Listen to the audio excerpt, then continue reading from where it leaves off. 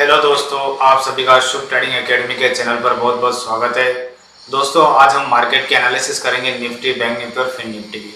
और दोस्तों, last week मेरा कोई सा भी वीडियो नहीं आया मार्केट के ऊपर, तो मैं क्षमा चाहता हूँ क्योंकि मुझे समय नहीं मिला था। इस वजह से मैं आपको मार्केट के ऊपर एनालिसिस नहीं दे पाया। लेकिन आज हम मार्केट के एनालिसिस की बात करेंगे और देखेंगे कि मार्केट के अंदर आने वाले समय में क्या प्रोबेबिलिटी है।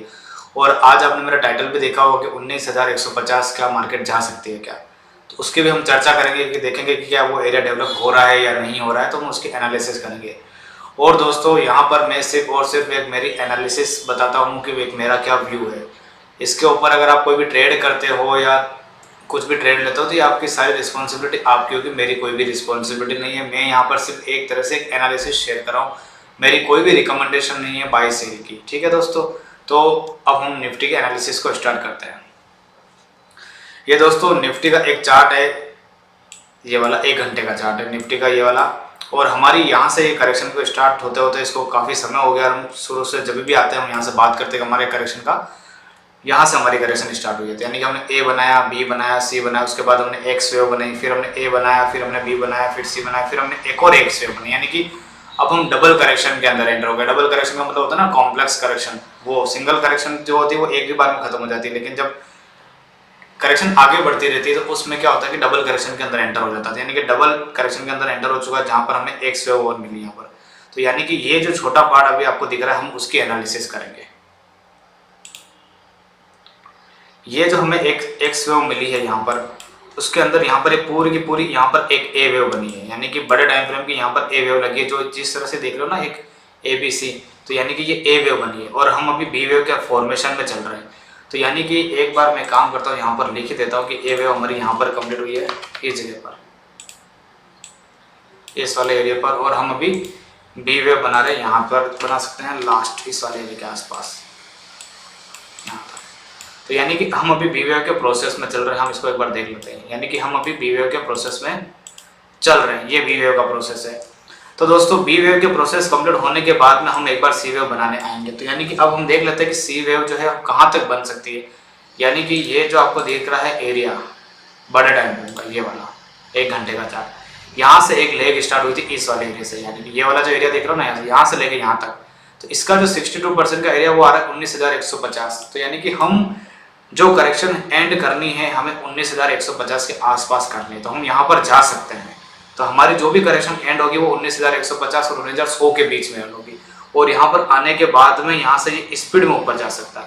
तो यानी क्योंकि हमारा एक लास्ट करेक्शन होगी, क्योंकि डबल करेक्शन यहाँ पर एंड होगी, हो जानी चाहिए कहने का मतलब, क्योंकि डबल करेक्शन का एक ये लास्ट लेग बन रही है। यानी कि ए वेव तो हमने बना ली, अब हम बी वेव के प्रोसेस में चल रहे हैं।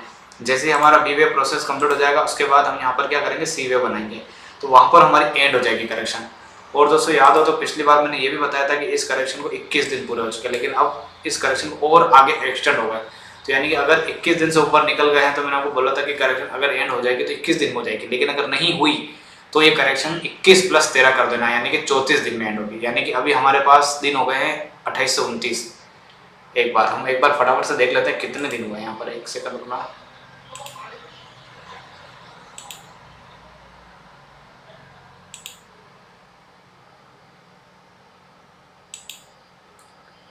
दो मिनट रुकेगा, देख लेता हूँ मैं ये यहाँ पर कितने दिन हो चुके हैं ये।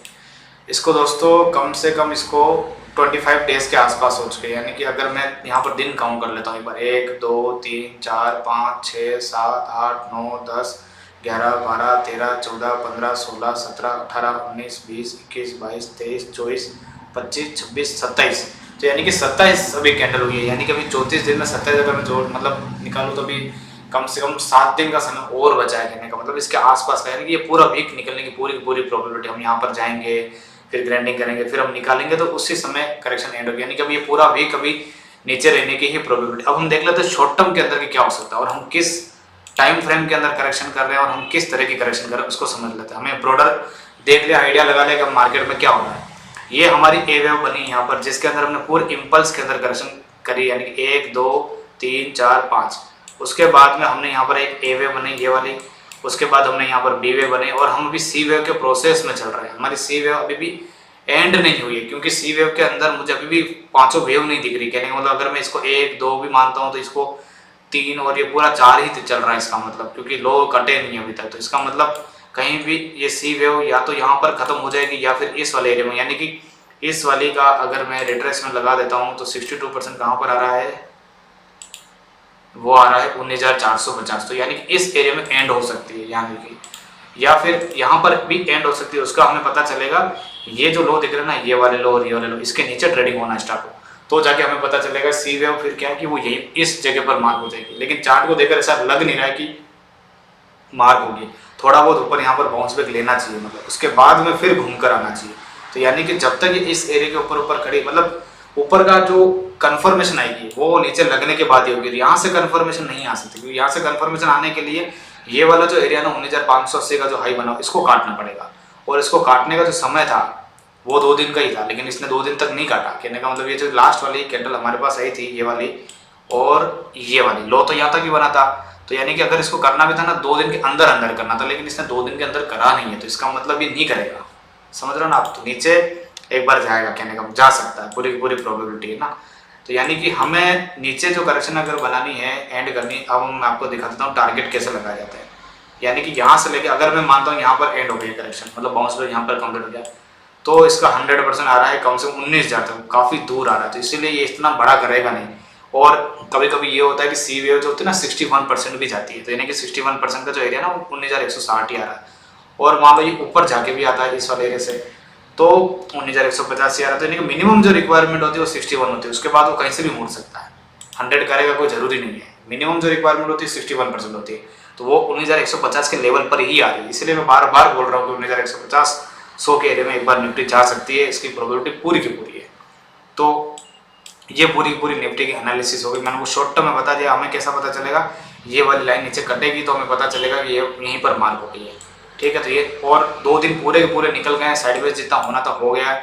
कल के हाफ मॉर्निंग सेशन में मान लो सपोज करो ऊपर जाता है तो ऊपर यहाँ पर टॉप बना के फिर से नीचे की तरफ आ सकता है, और मान लो यहाँ पर आता है तो बाउंस बैक लेके फिर नीचे की तरफ गिर सकता है। तो यानी कि कल हाफ सेशन के बाद में ये प्रोग्राम अपना स्टार्ट कर सकता है, पूरी की पूरी प्रोबेबिलिटी। और मुझे ऐसा लगता है कि एक्सपायरी से एक दिन पहले ही नहीं करते पूरा का पूरा खेल कहीं नीचे वीचे का, क्योंकि बहुत जने क्या होता है पुट करने की सोचते हैं एक्सपायरी के दिन, तो हो सकता है बुधवार के दिन ही कर दे, क्योंकि 2 दिन तो इसने यहाँ पर टाइम पास कर लिया ना। यहाँ पर इस वाली ये जो ट्रेंड चला था इसकी कंसोलिडेशन हो गई यहाँ पर, तो यानी कि कल का आधा दिन और निकल सकता है बस, उसके बाद ये अपना प्रोग्राम चालू कर सकता है। तो आपको ध्यान रखना निफ्टी के अंदर, और नीचे 19,150 तक ही जाएगा, इससे ज़्यादा नहीं जा सकता। तो वहाँ पर आपको टारगेट लेकर बुक बाहर भी होना, ज़्यादा शॉर्ट नहीं करना है।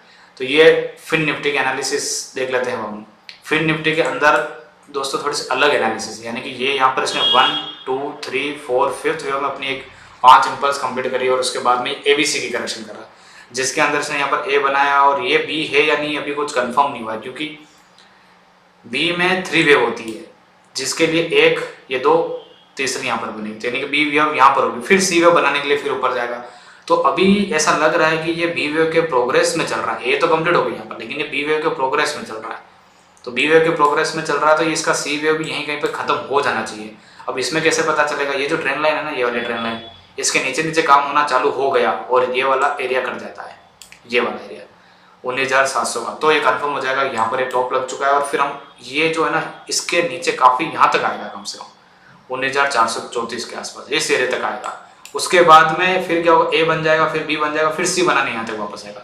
तो यानी कि ये पूरा का पूरा इसी रेंज में घूमेगा आने वाले 15 से 20 दिन भी मान लो आप, इसी रेंज में। इसमें नया हाई नहीं लग सकता, क्योंकि ये अपने बड़े टाइम फ्रेम की ABC बना रहा है। तो ये क्या करेगा कि यहाँ पर आया, उसके बाद यहाँ पर जाके, और अगर मान लेते हैं कि ये इसी प्रोग्रेस में चल रहा है तो यहाँ जाके भी पलट सकता है। इसीलिए क्या है कि ये जो ट्रेंड लाइन है ना, इसके साथ साथ चलना पड़ेगा हमें। और ये वाला हाई अगर ब्रेक हो जाता है तो जाके हमें पता चलेगा कि ये वापस इस लो के पास आएगा, इसको लाइन खींच देता है, इसके नीचे नहीं जाएगा, यहाँ पर इस एरिया में आएगा ये। तो इसका हमें ध्यान रखना है। अब हम देख लेते हैं एक बार बैंक निफ्टी को। बैंक निफ्टी भी सेम दोस्तों, सेम टू सेम ऐसा कैसे प्रोसेस है। ये भी अपने टाइम फ्रेम की जो है, ये जो करेक्शन करी इसकी यहाँ पर इसने A वेव बनाई है, और उसी की प्रोग्रेस में ये B वेव के एक्सटेंड में चल रहा है, जो कि ये एक बार ये जो है ना ABC बना रहा है। तो ABC इसकी, इसने आज इस ट्रेंड लाइन को ब्रीच करा है। अब कल देखते हैं इस ट्रेंड लाइन के अंदर आता है कि नहीं। अगर इस ट्रेंड लाइन के अंदर नहीं आ पाता है तो इसका मतलब फिर इसकी C वेव यहीं पर मार्क हो जाएगी। फिर हमें यहाँ तक का टारगेट मिलेगा बैंक निफ्टी के अंदर, इस वाले एरिया तक, ये वाला एरिया यहाँ तक आएगी बैंक निफ्टी। तो वो हमें पता चलेगा, ये जो लाइन खींच रही है ना ऊपर वाली, ये कट जाती है, इसके नीचे नीचे सेशन होता तो अदरवाइज ये धीरे धीरे धीरे करके इसके हाई के पास भी जा सकती है और फिर यहाँ से पलट सकती है। तो आप देखते हो कि निफ्टी भी टूट रही है नीचे, इस एरिया से नीचे टूट रही है, तो फिर बैंक निफ्टी और फिन निफ्टी भी टूटना स्टार्ट कर देंगे, क्योंकि ये उस स्ट्रक्चर में है, ये आप समझ लो। इनको नीचे मारना है एक बार। तो इसके अंदर मैंने आपको समझा दिया बैंक निफ्टी में क्या करना है कि ये जो ट्रेंड लाइन चल रही है, अगर इसी के नीचे नीचे रहता है, मान लेते हैं नीचे तो आ ही चुका है, ये ब्रेकडाउन भी कर दिया इसने, कल को ये रिटेस्ट करके और फिर से तोड़ने की कोशिश करता है और ये लेवल ब्रेक हो जाता है, तो फिर ये एक बार इस एरिया में आएगा और आपका स्टॉप लॉस फिर ये वाला रहेगा। That's it. इसके अलावा इसके अंदर कोई एनालिसिस नहीं, कोई रॉकेट साइंस जैसे एनालिसिस नहीं है, क्योंकि एबीसी का नेचर बनेगा मुझे पता था, क्योंकि ये 5 वेव के अंदर यहाँ पर आया, एक बार एबीसी बनाएगा ही बनाएगा। मैंने मेरी क्लास में बोला था लाइव 2 दिन तक मार्केट में कुछ भी नहीं होने वाला, क्योंकि मुझे पता था करेक्टिव राइज आएगा एबीसी का। तो आज के एनालिसिस को मैं यहीं पर वाइंड अप करूंगा। मेरी इसके अंदर कोई भी रिकमेंडेशन नहीं है दोस्तों, ध्यान रखना, मेरी एक एनालिसिस है। इलियट वेव जो सीखते हैं उसको सीखिए, उसके ऊपर काम करिए, आपके ऊपर है सारा का सारा। यहाँ पर एनालिसिस शेयर कर रहा हूँ। और दोस्तों हमारी एक वेबसाइट है, अब ये जो भी मेरा डेटा वगैरह जो भी मतलब मैं काम प्रोवाइड कर रहा हूँ वो सारा का सारा अभी यहाँ पर चालू कर दूंगा। परफॉर्मेंस रिपोर्ट डालना तो यहाँ पर आप चेक कर सकते हो, और किसी को कोई भी सर्विस चाहिए यहाँ पर ज्वाइन कर सकता है वो, और कोई कोर्स ट्रेनिंग प्रोग्राम चाहता है तो वो भी यहाँ पर ज्वाइन कर सकता है। तो दोस्तों आज की वीडियो को मैं यहीं पर वाइंड अप करूँगा, फिर मिलेंगे अपन नेक्स्ट वीडियो में। Thank you so much.